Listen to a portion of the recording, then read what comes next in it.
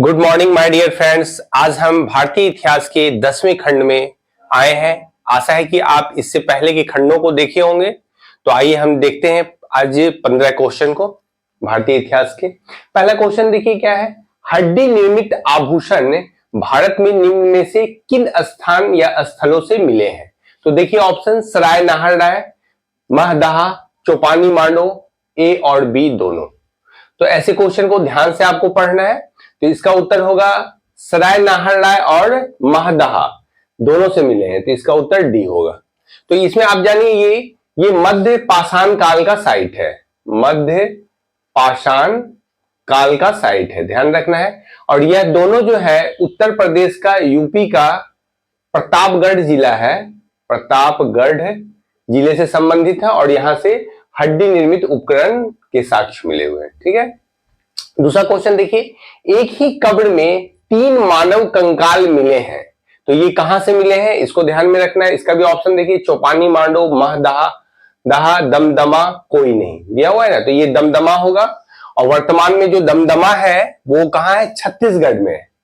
ठीक, छत्तीसगढ़ का रायगढ़ जो जिला है वहां है। ठीक है, वहां दमदमा है, ध्यान रखिएगा। तीसरा क्वेश्चन देखिए, राष्ट्रीय मानव संग्रहालय कहां है, तो ये भोपाल में है। आप जानते होंगे आदमगढ़ एक ऐसा साइट है जो जहां से मध्य पाषाण कालीन पेंटिंग की प्राप्ति हुई है या बहुत से ऐसे मध्य पाषाण काल से संबंधित उपकरणों की खोज हुई है और ये एमपी में है, समझ गए ना। आदमगढ़ याद रखिएगा, आदमगढ़ एमपी में है। तो मध्य पाषाण कालीन ऐसे साइट्स मिलने के कारण यहाँ पर हम देख सकते हैं। तो संग्रहालय भी बनाया गया कहाँ है, भोपाल में, ये भी मध्य प्रदेश में, भोपाल की राजधानी ही है मध्य प्रदेश की। चौथा देखिए क्या है, तमसो ज्योतिर्गमय किस उपनिषद से लिया गया है, तो यहां ध्यान रखिए ये छांदोग्य उपनिषद से है। और आप जानते हैं सत्यमेव जयते जो है वो किससे लिया गया है, मुंडकोपनिषद। सत्यमेव जयते सब क्वेश्चन पूछता है, जयते जो है किससे है, मुंडकोपनिषद से है। और आप जानते हैं इसका जो अर्थ है श्वेताश्वर उपनिषद का, ये सफेद घोड़ा होता है, सफेद घोड़ा।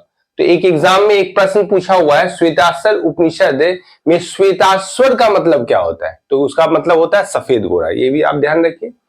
पांचवा क्वेश्चन देखिए, महात्मा बुद्ध का निधन कहां हुआ था। निधन की जैसे कभी कभी निधन भी लिख देता है, ऐसे महात्मा बुद्ध जब प्राण त्यागे थे तो बौद्ध धर्म में ऐसी घटना को महापरिनिर्वाण कहा जाता है, महापरिनिर्वाण कहा जाता है। ठीक है, ध्यान रखिएगा। और इनका कहां हुआ था निधन या महापरिनिर्वाण जो हुआ था, कुशीनाड़ा में हुआ था, यानी कुशीनगर में, जो वर्तमान में कहां है, यूपी के गोरखपुर के निकट का क्षेत्र है, देवरिया डिस्ट्रिक्ट कहलाता है, ध्यान रखिएगा। अब आइए कि जन्म हुआ महात्मा बुद्ध का, यहां देख सकते हैं जन्म लुम्बिनी में हुआ था। ज्ञान की प्राप्ति बोध गया, ये तो बिहार में है, जानते हैं ज्ञान की प्राप्ति हुई थी बुद्ध को, ज्ञान प्राप्ति।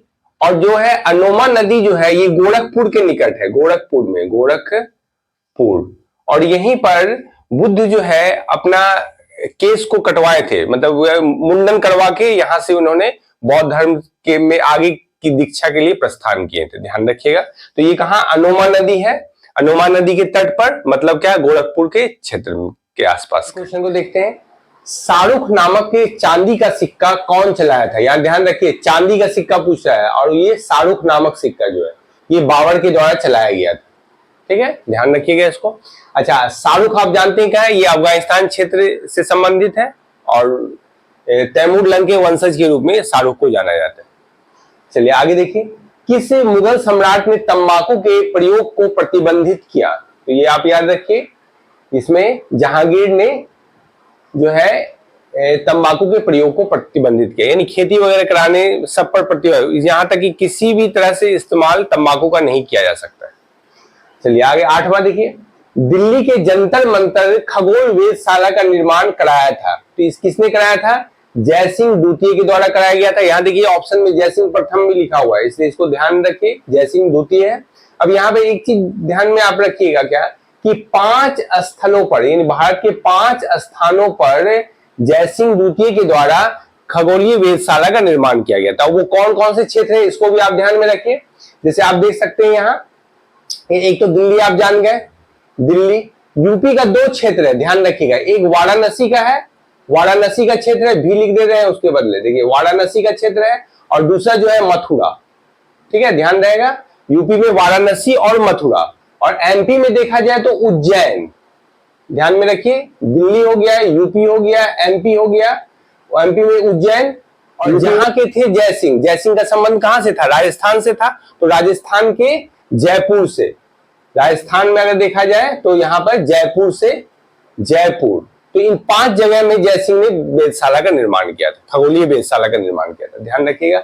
नंबर देखिए क्वेश्चन, शाह बुलंद इकबाल की पदवी शाहजहां ने किसे प्रदान की, तो यहां पर देखिए ये दारा सिकों को प्रदान किया गया था। आप जानते ही हैं शाहजहां का जो मूल उत्तराधिकारी था वो कौन, दारा सिकों ही होना चाहिए था, लेकिन यहाँ क्या कि मुगल व्यवस्था में पद पातशाही का जो क्रम दिया गया है तो उसमें ऐसा कहा तो नहीं गया है, लेकिन फिर भी परंपरा एक बना दी गई, जो बड़ा बेटा रहता है वो राजगद्दी को प्राप्त करेगा, तो दारा सिकों, लेकिन दारा सिकों को अन्य युद्धों में औरंगजेब द्वारा हरा दिया गया और औरंगजेब के द्वारा बाद में मुगल सत्ता संभाली गई, ठीक है, ध्यान रखिएगा।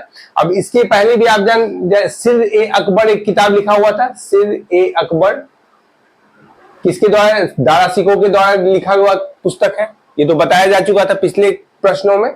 और दूसरा आप देखिए दारा सिकों के विषय में आप जान रहे हैं, लेनपुल ने क्या कहा था, लेनपुल के द्वारा इसे लघु अकबर कहा गया था, लघु अकबर, दारा सिकों को जो है लघु अकबर कहा गया था। अगला क्वेश्चन देखिए 10वां, मुगल सेना में चिकित्सक, ये देखिए डॉक्टरी पेशा अपनाया था, चिकित्सक का कार्य किसने किया था, तो ये ध्यान में रखना है, मनुची के द्वारा मुगल सेना में चिकित्सक का कार्य किया गया था।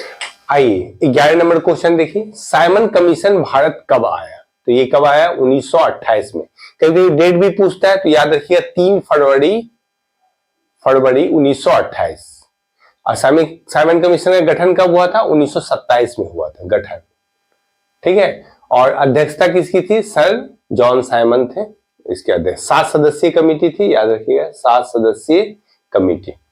12 नंबर क्वेश्चन देखिए, वर्ष 1923 में स्वराज पार्टी का गठन किसके द्वारा किया गया, तो मोतीलाल नेहरू और CR दास दोनों मिलकर किए थे स्वराज पार्टी का गठन, तो ये देखिए इसका उत्तर होगा डी होगा, ए और बी दोनों।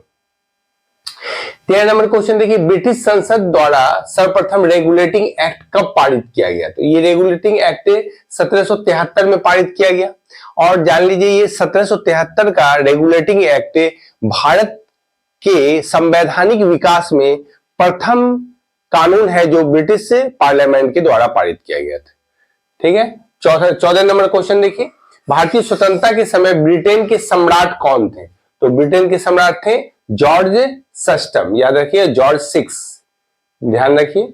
और फिलहाल अभी वर्तमान में यही 2023 में अभी किंग ऑफ यूके किसको माना जा सकता है, यानी मतलब ब्रिटेन की जो सम्राट है अभी फिलहाल कौन है, तो ये है चार्ल्स तृतीय, याद रखिएगा चार्ल्स तृतीय। और 15 नंबर क्वेश्चन देखिए, भारत का अंतिम वायसराय कौन था, तो ये अंतिम वायसराय लुई माउंटबेटन। यदि इस ऐसे क्वेश्चन में देखिए श्री राजगोपालाचारी जो है स्वतंत्र भारत के प्रथम गवर्नर जनरल, तो कौन, भारतीय गवर्नर जनरल जब पूछे भारतीय गवर्नर जनरल तो ये श्री राजगोपालाचारी। यदि स्वतंत्र भारत के प्रथम गवर्नर जनरल पूछे तो वो हो गए लॉर्ड माउंटबेटन। देखिए भारतीय शब्द लगा हुआ है, भारतीय तो श्री राजगोपालाचारी, ठीक है। और यदि प्रथम वायसराय पूछे ब्रिटिश कालीन है ये तो लॉर्ड कैनी, और यह रॉबर्ट क्लाइव है तो बंगाल के प्रथम गवर्नर, ये इसको ध्यान रखें। तो इस तरह आपने 15 क्वेश्चन को देखा और आशा है कि आप सब खंडों का बार बार रिवीजन कर रहे हैं। फिर हम अगले एपिसोड में फिर मिलते हैं। धन्यवाद।